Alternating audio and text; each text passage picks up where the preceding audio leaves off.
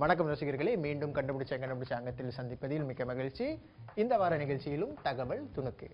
முதல் துணுக்காக மறுபடியும் இந்த ஹேக்கர் சம்பந்தப்பட்ட ஒரு விஷயம் தான். அதாவது இது வரைக்கும் தனிப்பட்ட நபரோ இல்ல ஒரு யூசரோ வந்து அட்டாக் செஞ்சுட்டு இருந்த இந்த ஹேக்கர்ஸ் இப்ப என்ன செய்யறாங்கன்னா, எதற்கு இவங்கெல்லாம் தனித்தனியா நான் அட்டாக் செய்யணும், இதெல்லாம் சேர்த்து வைக்கிற எது இடம் எது, இந்த டேட்டா பேங்க் எது அப்படின்னு பார்க்கும்போது இந்த கிரெடிட் கார்டு சர்வீஸ் கொடுக்கறவங்க தான் அவங்களுடைய டீட்டெயில்ஸ் எல்லாம் வச்சிருப்பாங்க. ஏன் அவங்களே நம்ம அட்டாக் செய்யக்கூடாது அப்படின்னு இப்போ உள்ள அட்டாக்ஸ் எல்லாமே வந்து இந்த கிரெடிட் கார்டு நிறுவனத்தை நோக்கி அடையுது அப்படின்னு ஒரு தகவல் வெளியாகிருக்கு. இது நம்ம தகவல்கள் பாதுகாப்பா இருக்கா இல்லையா அப்படின்ற ஒரு பெரிய கேள்விக்குரிய எழுப்பியிருக்கு. அடுத்தபடியாக கூகுள் எக்ஸ் லேப் இவங்க ஒரு ஸ்மார்ட் கான்டாக்ட் லென்ஸை வெளியிட போறோம் அப்படின்னு ஒரு டீசர் வெளியாக்கியிருக்காங்க. இந்த ஸ்மார்ட் கான்டாக்ட் வழியா என்ன விஷயங்களை கண்டுபிடிக்கலாம் அப்படின்னா, டயபிட்டிஸ் உள்ள பேஷண்ட் அவங்களோட குளுக்கோஸ் லெவலை கண்டுபிடிக்கும் அளவுக்கு இந்த ஸ்மார்ட் கான்டாக்ட் லென்ஸை நாங்கள் செஞ்சுக்கிட்டு இருக்கோம் அப்படின்னு கூகுள் எக்ஸ் லேப் சொல்லியிருக்காங்க. அதிகமான ரசிகர்கள் அவங்களோட கைபேசியை ஸ்மார்ட் போனுக்கு மாற்றலாம் அப்படின்னு யோசிச்சிருப்பீங்க. இந்த ஸ்மார்ட் போனை மாற்றுறதுக்கு 3 வகையான ஆப்ரேட்டிங் சிஸ்டம் சந்தையில் இருக்கு. iOS, Android, Windows இப்படி 3 வகையா இருக்கிற கைபேசியை எப்படி நான் தேர்வு செய்யுது அப்படின்ற பல குழப்பத்துல ரசிகர்கள் இருப்பீங்க. இந்த வார நிகழ்ச்சி இந்த மாதிரி விஷயத்தை தான் கவனிக்க போகுது. சரி, முதல்ல வந்து இந்த ஆப்ரேட்டிங் சிஸ்டம்னா என்ன, வாட் ஆர் தே அப்படின்னு எல்லாருக்கும் ஒரு கேள்வி வரும். ஏன் இதுல பிரியுது, ஆப்பிள் அப்படின்னு ஒன்று வருது, iOS அப்படின்னு வருது, ஏன் அப்படின்னு வருதுன்னா, கணினி போலதான் உங்களுடைய அந்த கருவியை இயக்கிறதுக்கு ஒரு பிளாட்ஃபார்மா இருக்கிற ஒரு ஆப்ரேட்டிங் சிஸ்டம். இது வந்து மொபைல் ஆப்ரேட்டிங் சிஸ்டம் அப்படின்னு சொல்லுவாங்க. இதுதான் வந்து இந்த விஷயமே. வேற ஒரு கருவியை வேற ஒரு விதமா இது இயக்கிறதுக்கு பயன்படுது. அப்படி பார்க்கும்போது நேரடியா ஏன் இந்த 3 விதம் அப்படின்ற கேள்வி தான் எல்லாரும் வைக்கிறாங்க. ஏன் அப்படின்ற கேள்விக்கு பதிலும் இருக்கு. ஏன்னா சந்தையில பிரசித்தி பெற்ற 2 ஆப்ரேட்டிங் சிஸ்டமை நீங்க பார்த்திருப்பீங்க. அதுல ஒன்னு ஆண்ட்ராய்டு, கூகுள் நிறுவனம் வெளியிட்டது. அடுத்தது iOS, இது ஆப்பிள் நிறுவனம் வெளியிட்டிருக்காங்க.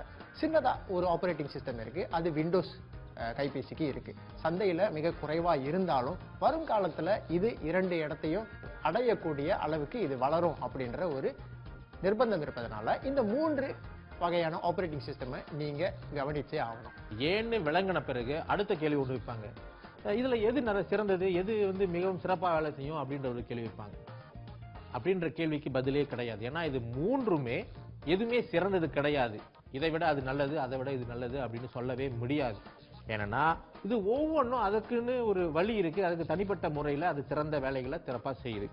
இப்படி பார்க்கும்போது அதுக்கு உதாரணம் சொல்லணும்னா, முதல் விஷயம், இப்ப எப்பொழுது வந்து iOS அதாவது ஆப்பிள் நிறுவனத்தின் கணினிகளை நீங்க பயன்படுத்துறீங்க, அவங்களுடைய மென்பொருள் நீங்க பயன்படுத்துறீங்க, எப்படியாப்பட்ட விஷயங்கள் நீங்க செய்யும் பொழுது நிச்சயம் ஐபோன் அப்படின்ற ஒரு தொலைபேசி, அதுல iOS 7 அப்படின்ற ஆப்ரேட்டிங் சிஸ்டம் போட்டிருக்காங்க, அதுதான் வந்து சிறந்ததாக இருக்கும் உங்களுக்கு. ஏன்னா உங்களுடைய ஃபைல்கள் இதெல்லாம் டிரான்ஸ்ஃபர் செய்யறது, ஒன்றோடு ஒன்று இணைந்து வேலை செய்யறது, இன்டகிரேஷன் அப்படின்னு சொல்லுவாங்கல்ல, இப்படிப்பட்ட விஷயங்கள் செய்யறதுக்கு வந்து நிச்சயம் உங்களுக்கு iOS தான் சிறந்த ஒரு ஆப்ரேட்டிங் சிஸ்டம். மைக்ரோசாஃப்ட் நிறுவனத்தின் பொருட்கள் எனக்கு ரொம்ப பழக்கமான ஒரு பொருள், அதைத்தான் நான் வந்து பயன்படுத்துவேன், அதைத்தான் நான் விரும்புவேன் அப்படின்னு சொல்ற ரசிகர்களுக்கு கண்டிப்பா விண்டோஸ் 8 அல்லது இந்த மாதிரி விண்டோஸ் மொபைல் ஆப்ரேட்டிங் சிஸ்டமை நீங்க பயன்படுத்தலாம். இந்த விண்டோஸ் ஆப்ரேட்டிங் சிஸ்டம் சாதாரணமாக நீங்க உங்களுடைய கணினியை இயக்கக்கூடிய அந்த வேலை போலவே நீங்க செய்யலாம். இது ரொம்ப சுத்தமா கிளீன், எஃபிஷியன்ட், ஸ்டைலிஷ் அப்படின்னு சொல்லுவோம்ல, அந்த வகையில வடிவமைப்பு செஞ்சிருக்காங்க.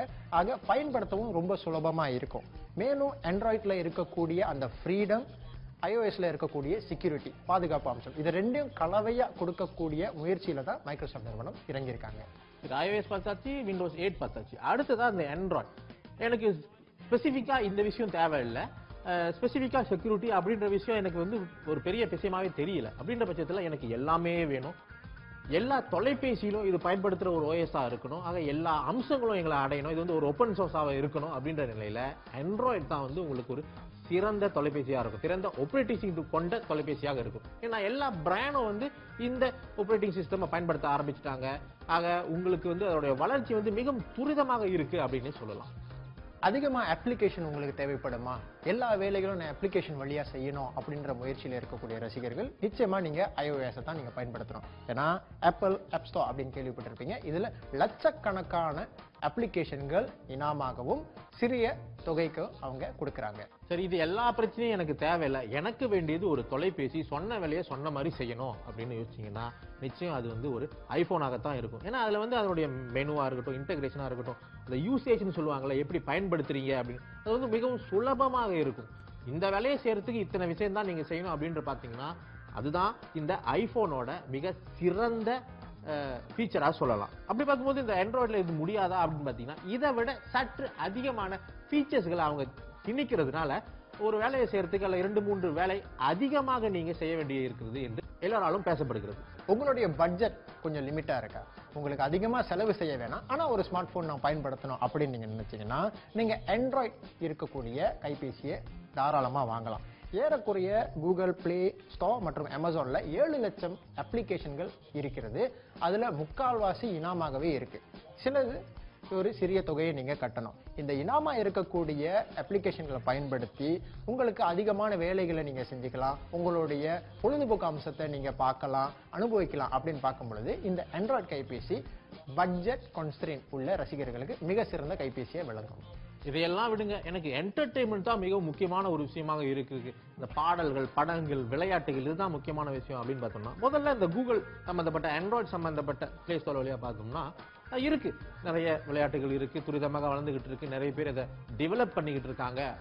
இருந்தாலும் கணக்கீடு அப்படின்னு வைக்கும் பொழுது ஐபோனுடைய அந்த iOS ஆப்பிள் ஸ்டோர் சொல்லுவாங்கல்ல, அதன் மூலமாக பதிவிறக்கம் செய்யப்பட்ட விளையாட்டுகள், அப்ளிகேஷன்கள் இவைகள் தான் வந்து பரவலாக அதிக அளவில் பயன்படுத்தப்பட்ட வருவதாக கணக்கு சொல்லுது. சரி, இவ்வளவு விஷயத்தை கவனிச்சும் உங்களால முடிவுக்கு வர முடியலன்னா ஒரு சிறிய வேலையை நீங்க செஞ்சா போதும். உங்களுடைய நண்பர்கள் அல்லது உறவினர்கள் அவங்க எந்த கைபேசியை பயன்படுத்துறாங்க, அந்த கைபேசியில எந்த ஆபரேட்டிங் சிஸ்டம் இருக்கு, அதுல எந்த வகையில சிறப்பா இருக்கு, எந்த வகையில அவங்களுக்கு அது பிடிக்கல அப்படின்னு விஷயத்தை நீங்க கேட்டு தெரிஞ்சுக்கிட்டீங்கன்னா நீங்க முடிவெடுக்க ரொம்ப சுலபமா ஒரு கைபேசி ஆபரேட்டிங் சிஸ்டமை நீங்க பரிசீலிச்சு பார்க்கலாம். மீண்டும் அடுத்த வாரம் ஒரு புதிய தகவலோடு சந்திக்கிறோம். விடைபெற்றுக் கொள்கிறேன். நான் சசிகுமார் பாண்டியன்.